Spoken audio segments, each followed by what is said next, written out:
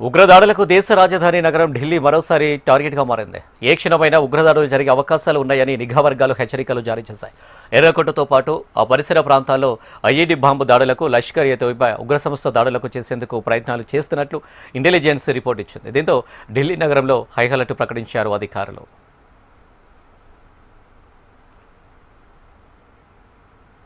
ఈ నెల 6న ఇస్లామాబాద్లోని ఓ మసీదులో ఉగ్రదాడి జరిగింది. ఈ ఘటనలో 30 మంది మరణించగా అందుకు ప్రతీకారంగా లష్కర్ ఏ తోయిబా ఉగ్రదాడులు చేసేందుకు సిద్ధమవుతున్నట్టు ఇంటెలిజెన్స్ వర్గాలు తెలిపాయి. ఇక ఢిల్లీలోని చాందినీ చౌక్ దగ్గర ఉన్న ఓ ఆలయం వారి ప్రధాన టార్గెట్ అని హెచ్చరించింది. దీంతో ఢిల్లీలో బాంబ్ స్క్వాడ్ బృందాలు రంగంలోకి దిగాయి. అటు పోలీసులు కూడా నగరాన్ని అణువణువు జల్లెడపడుతున్నారు.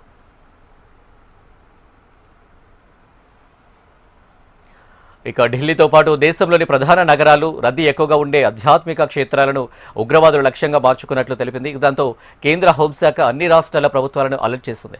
రద్దీ ఉండే ప్రాంతాల్లో భద్రతను కట్టుదిట్టం చేయాలని ఆదేశాలిచ్చింది.